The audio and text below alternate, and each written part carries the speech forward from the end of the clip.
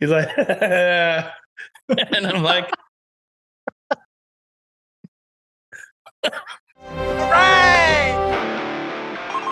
What's your favorite scary movie? Swallow this.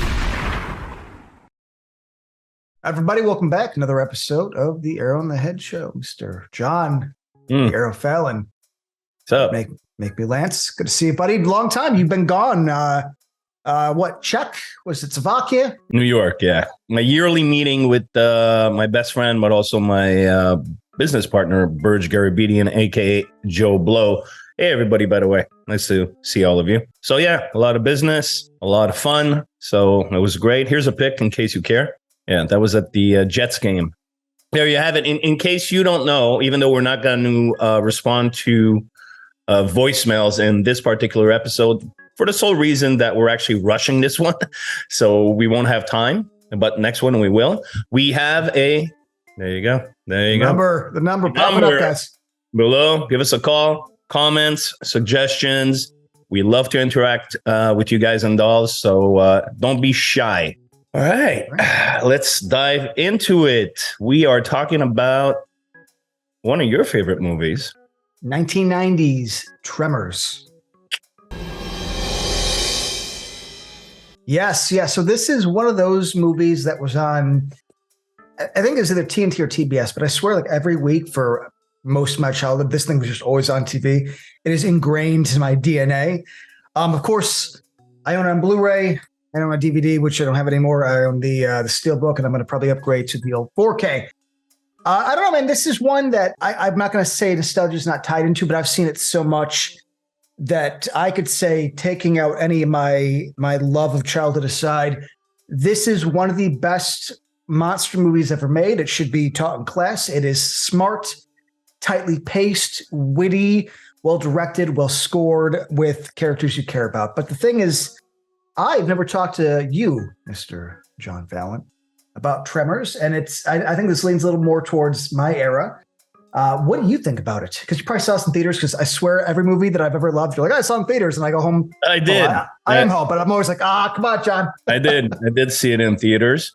So, and I enjoyed it. Actually, everything you just said pretty much sums it up. Of course, we're going to, go balls deep into everything. Yeah, no, the film, I've always loved it. And rewatching it recently, I still love it. It has aged very well. It's funny, you talked about watching it on TV all the time. Well, that's where how it became the cult classic that it is today, because when it came out in the theaters, it tanked. And Kevin Bacon, the star, was actually ashamed of the movie. He was ashamed while he was doing it. I think he had his own shit going on. Can't believe I'm doing a fucking giant horror movie. What the fuck am I doing? It's going to kill my career. Then the movie came out and tanked. It kind of confirmed that for him. But as it gained, cult status, I think he changed his tune, because there was a 2018 Tremors pilot directed by Vincenzo Natali, who directed Cube. Now, remember, there was like a trailer of it somewhere.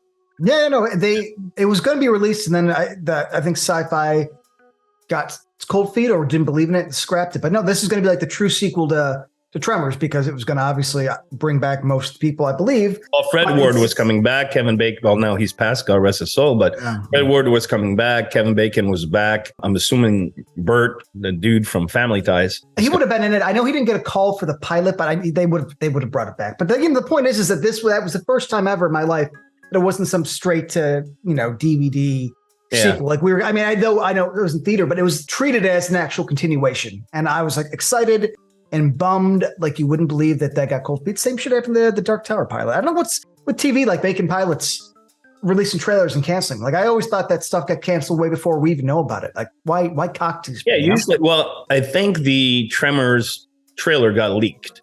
Oh, was it a leak? We never saw a Dark Tower trailer. No, I know. And we never saw, thank God, a trailer for like the Lost Boys pilot that tanked. But I digress, because we're going all over the place. Back to Tremors. Number one, shot in daylight, still carries suspense. Impressive. Number two, practical effects, warm design. Amazing. And funnily enough, how the tentacles came about, I don't know if you know this, is that the earlier design he actually looked like a penis. Yeah, it had like a shell, right? I heard about this. Like a knob, yeah.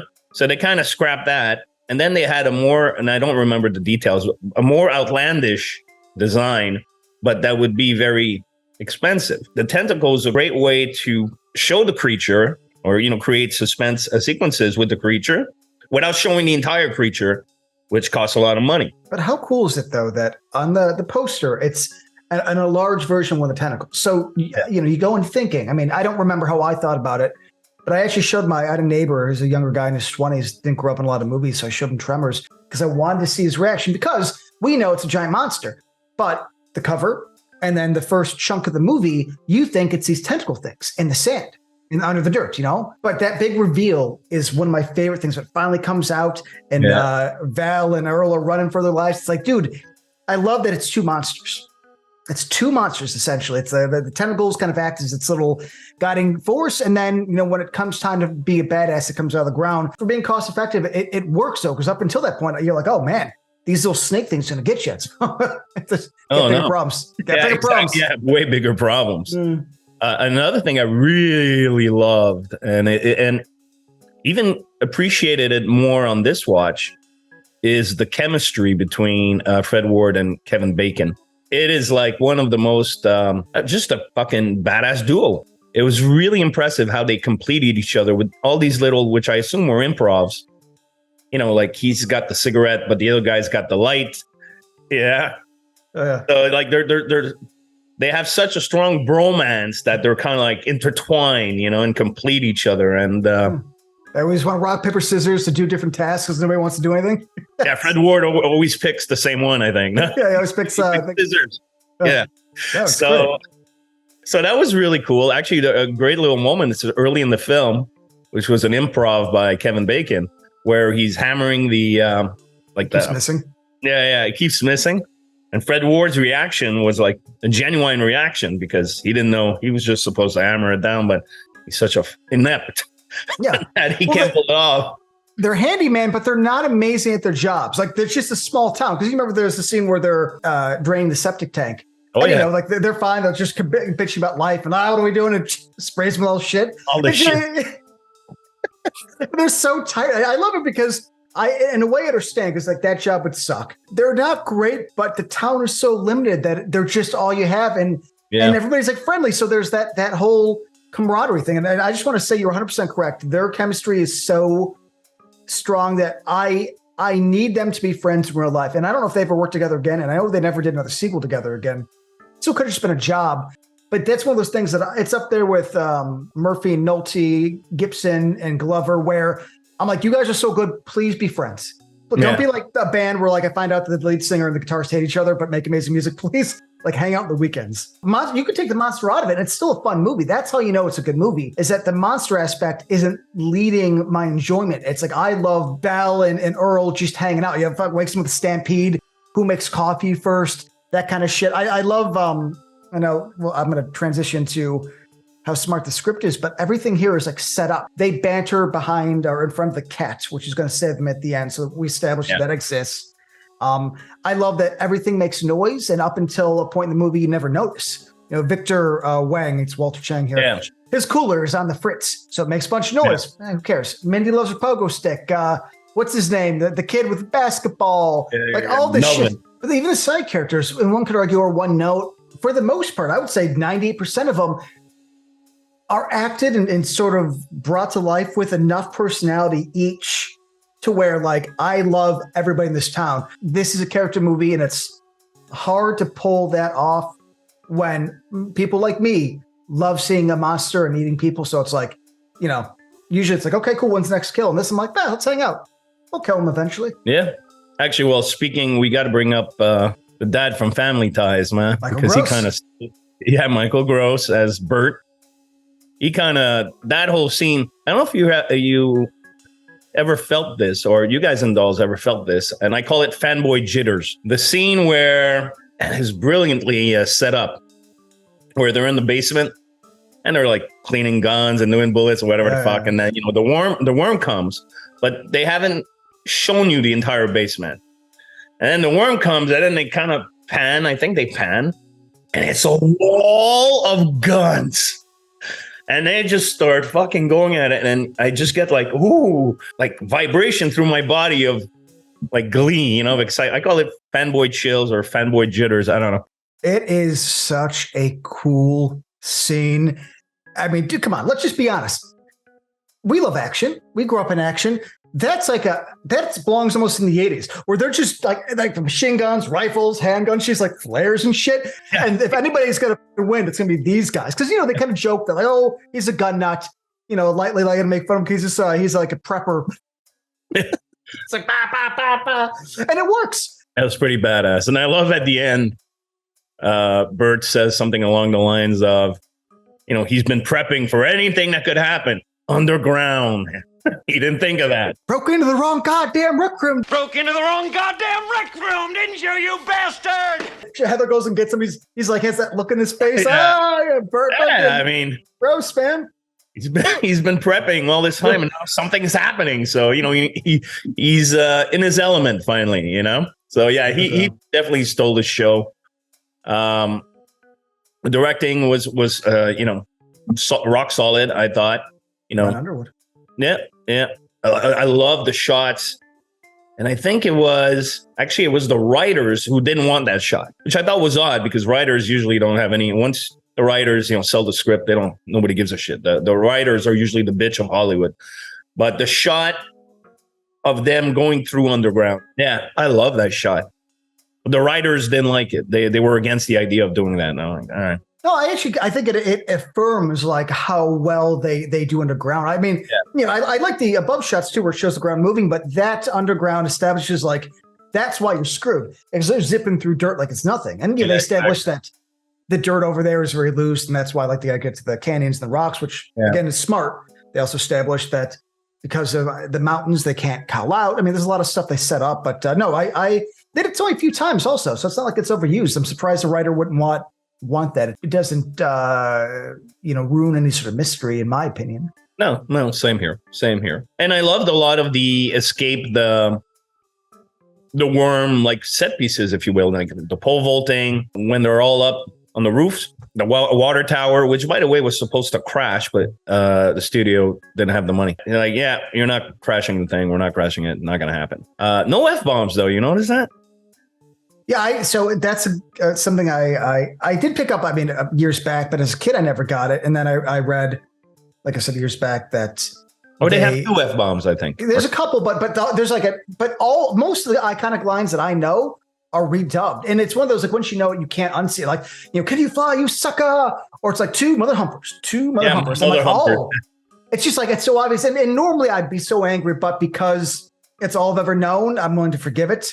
And plus, if there's a couple F-bombs, it's fine.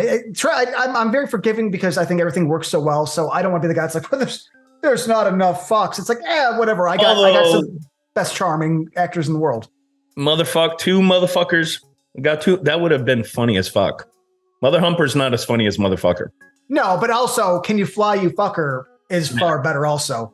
Sucker never made sense to me even as a kid. I was like, it's a weird twist. But it's a great scene though. Flies out, it just explodes. I'm like, dude, like you said, set pieces alone, man. And they're inventive and all in bright, hot, and not even, I would say like, it's not like Midwest sun where there's some clouds. I mean, this is like desert sun. You could see a pour in a butterfly, which probably doesn't exist, but you know what I'm saying. All right, let's get into negatives. So I'm just going to be real clear. I consider this basically a masterpiece or near masterpiece. Any negatives I have are usually just like, well, after 40 years of watching this, maybe more blood here, a couple F-bombs would be nice. I guess the only person, and I had to look him up, and I don't mean anything bad on the actor, because I think everybody in this movie, for the little role they have, brings the character to life. Richard Marcus. Remember the guy? You actually... you made a point to bring him up in our Deadly Friend episode. Yeah, he's the dad in Deadly Friend. That's all I see when I watch Tremors. Oh, the dad from Deadly Friend, with the vase thing and the blood. Yeah. Well, but we're reversed because I saw this first. His character is the only one like not fleshed out. He just kind of comes off. Nestor comes off kind of like a prick, and then in a moment of panic, steps in a tire like a foot and a half off the ground. Like you could just jump higher. Just with the hole, you know. like even if it was like a table, He deserved like, it. Yeah. yeah. He's the only guy that I felt they didn't flesh out enough. But honestly, I don't really have any. What about you? Well, yeah, no, that guy was basically like furniture. One of the few, which normally would be all. If he wasn't the dad from Deadly Friend, I really would have forgotten that he's in the movie. I was disappointed that Melvin didn't die. Oh, he was a little kid there. Yeah, he was a little shit. Yeah. He, when you set up that kind of character in a horror movie, you expect him to die because that's why he's such a shit. But he didn't die, which I thought was odd, and I think it would have gave the film a bit of a punch. Okay, you know what? He's not young enough where I could make an argument, so I might actually say that I would agree. That's a very fair critique because he's not like 12 where you're like, well, you don't kill 12. He's like 17. Well, you do, man. The Blob did it.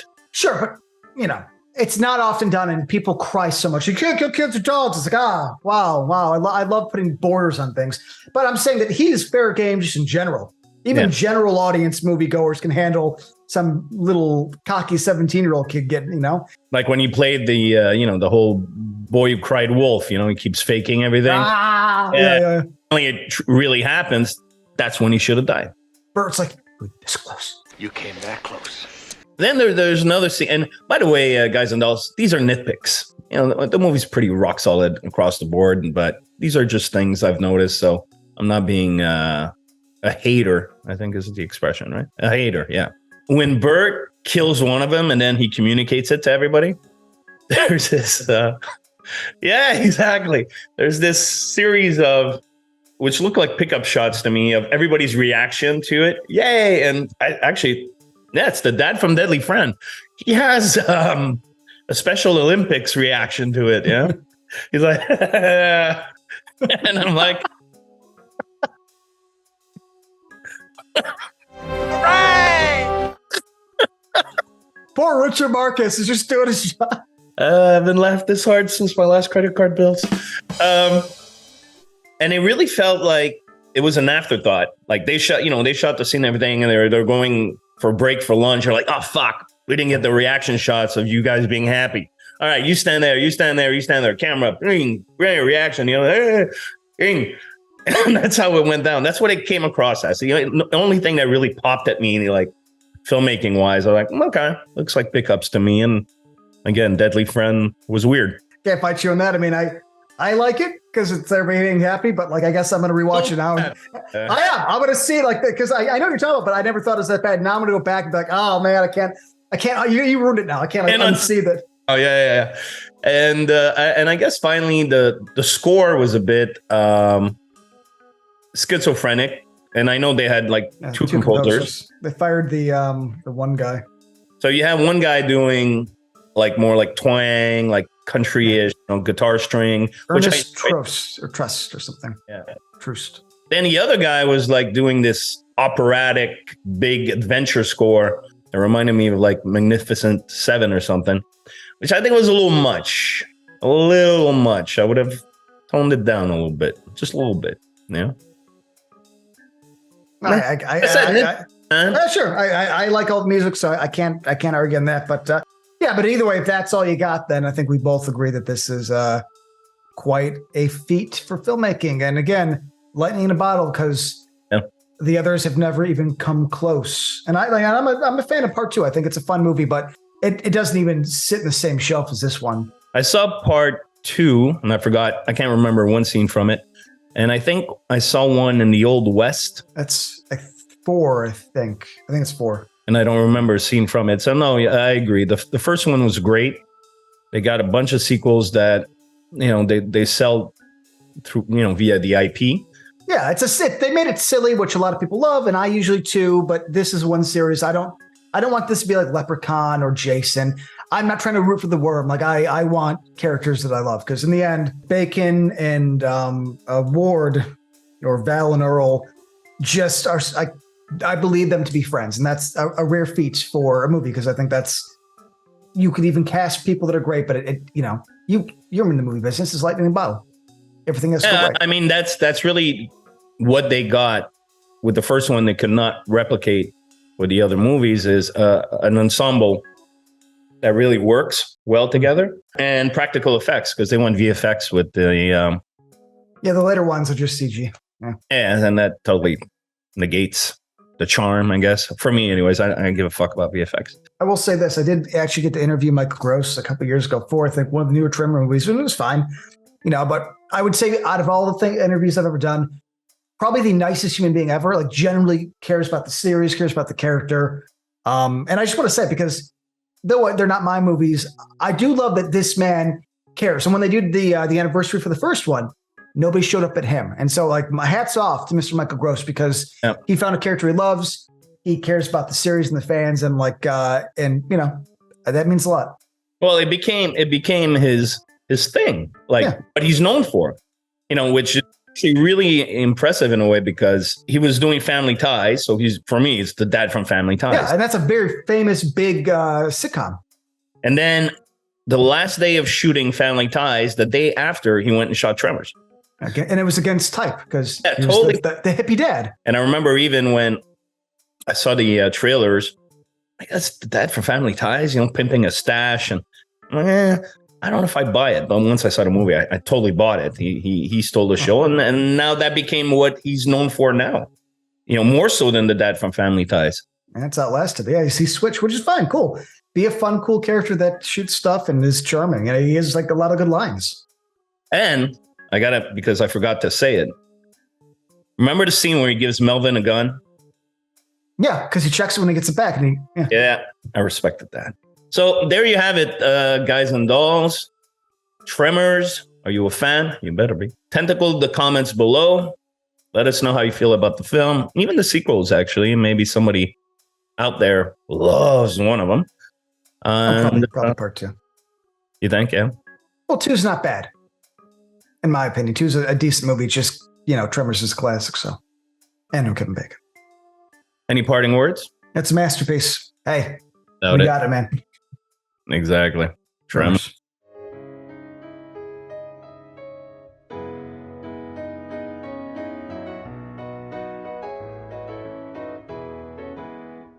Welcome to the end screen. Because we have our most popular videos up here, our latest videos over here, our modern reviews up here, and of course, the subscribe button right here, guys. Every little bit counts, and we do appreciate the support.